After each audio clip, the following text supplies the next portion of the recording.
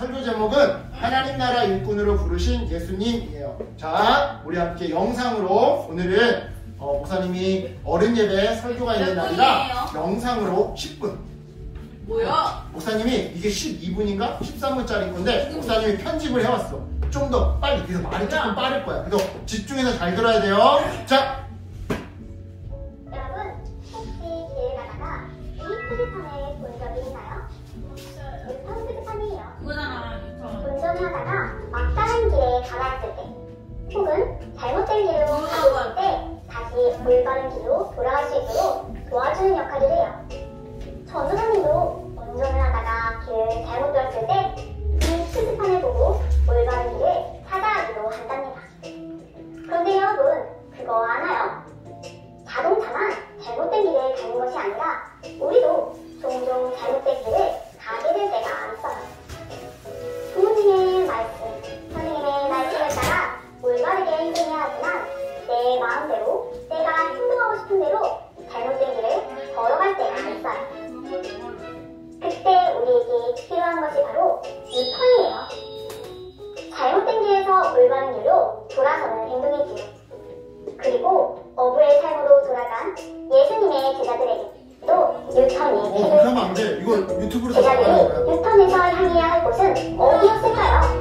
우리 함께 말씀을 들어보아요. 예수님이 십자가에 달려 돌아가신 이후 제자들은 예수님이 죽음을 이기시고 부활하셨다는 소식을 들었어요. 그리고 부활하신 예수님을 직접 만나기도 했죠. 그런데 문제가 있었어요. 제자들은 예수님의 부활 소식을 듣고 보았지만 막상 그 이후에는 무엇을 해야 할지 알지 못했다는 거예요. 단지 제자들끼리 모여서 이런저런 이야기만 나눌 뿐이었지요. 어느 날 베드로는 몇몇 제자들의 기운거리에서 말했어요. 너는 물고기를 잡으러 가야겠어. 그러자 이전에 어부로 살았던 다른 제자들도 베드로를 따라 나서기 시작했어요. 예수님의 제자가 아닌 어부로서의 삶으로 다시 돌아간 거예요. 디베라우스에 도착한 제자들은 다 함께 배에 올라탔어요. 그리고 익숙하게 배를 모아 호수 한가운데까지 다다라서 자신있게 그물을 던졌어요. 하지만 시간이 흘러도 고기는 잡힐 생각을 하지 않았어요. 밤부터 시작해서 새벽 1시, 2시, 3시 동출 무렵이 되었어도 제자들은 물고기를 한 마리도 잡지 못했어요.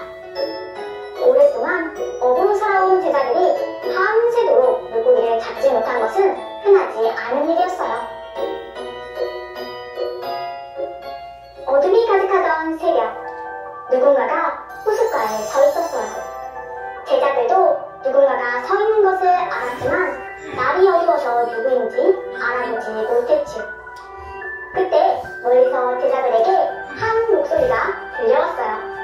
얘들아, 그물을 내 오른쪽에 던져라. 그러려면 잡을 것이다. 제자들은 멀리서 들려오는 목소리를 따라 그물을 내 오른편에 던졌어요. 그러자 그물에 고기가 가득 잡혔어요. 고기가 얼마나 많이 잡혔는지 그물을 배 위로 들어올릴 수 없을 정도였어요. 그때 잡힌 물고기의 숫자는 무려 153마리나 되었어요.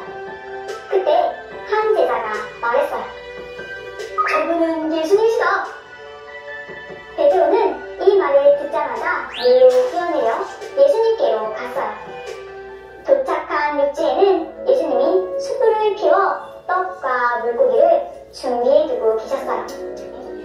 제자들이 오는 모습을 보신 예수님은 와서 아침을 먹으라고 말씀하셨어요.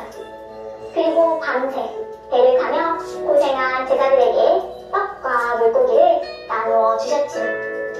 그렇게 보고 싶었던 예수님이 앞에 계셨지만 제자들은 아무 말도 할 수 없었어요. 왜일까요? 부끄러웠기 때문이에요. 예수님이 하나님 나라에 대해서 가르쳐주시고 말씀하신 대로 부활하셨음에도 불구하고 제자들은 어부의 삶으로 다시 돌아가서 아무것도 하지 못하고 있었으니까요. 사람일까요? 여러분, 조용히 밥만 먹고 있는 제자들을 바라보시는 예수님의 마음은 어떠셨을까요? 업으로 돌아간 모습을 보며 화를 내고 싶으셨을까요? 아니면 밤새 고생한 제자들의 모습을 보며 불쌍히 여기셨을까요? 우리는 예수님의 마음을 알 수 없어요. 다만 한 가지 확실한 것은 예수님은 제자들을 비난하지 않고 그들의 삶을 변화시키기를 원하셨다는 거예요. 제자들과 함께 식사를 마치신 후 예수님은 베드로에게 물으셨어요. 내가 나를 시모나 네가 이 사람들보다 나를 더 사랑하느냐? 베드로는 대답했어요. 네, 예수님. 제가 예수님을 사랑하는 거 아시잖아요? 예수님이 말씀하셨어요. 내 어린 양을 먹으리라. 그리고 예수님은 또 물으셨어요.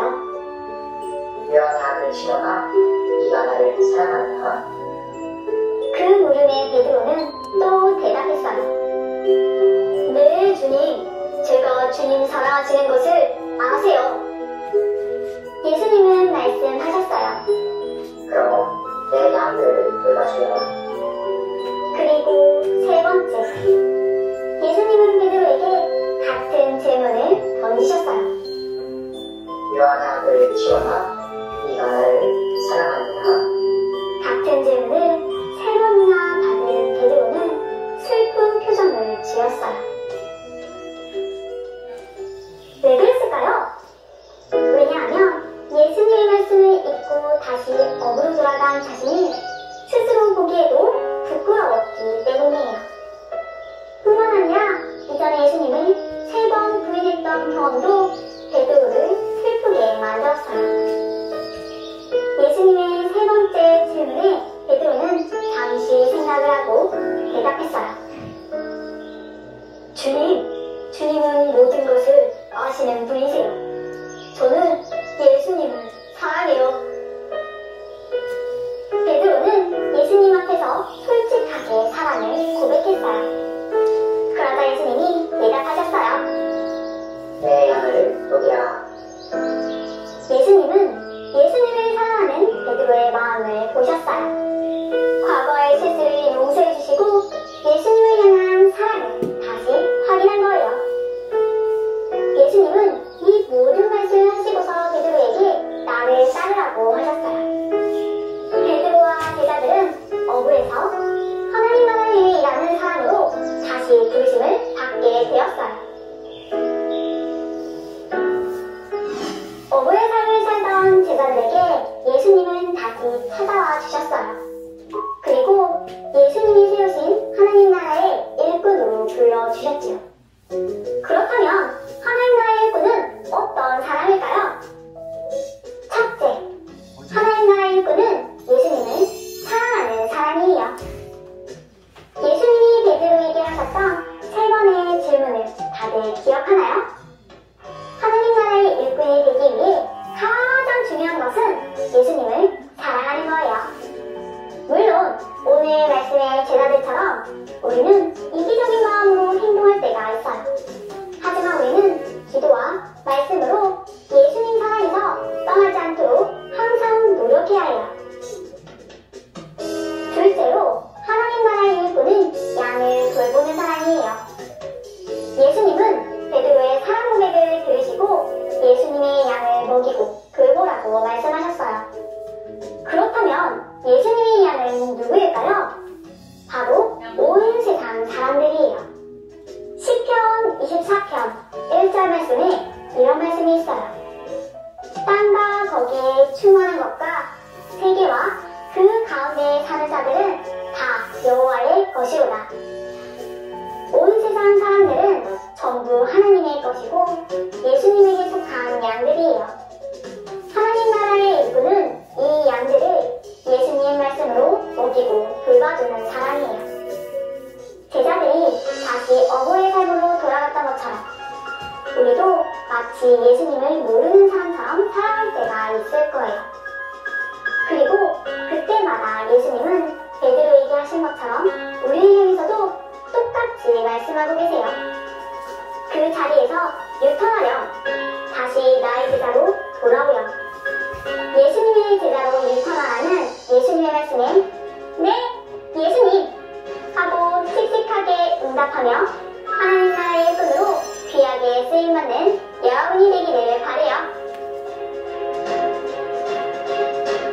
네, 오늘 말씀은 여기까지인데요. 정리를 해보자면 결국 이거예요. 예수님의 일꾼으로 부름받는 어린이들은 첫 번째 예수님을 사랑하는 사람이다. 두 번째 양들을, 즉 사람들을 돌보는 사람이다. 따라서 여러분들이 열심히 공부하는 이유는 내가 똑똑한 사람이 되고 성공해서 나 혼자 잘 먹고 잘 살려고 그러는 게 아니에요.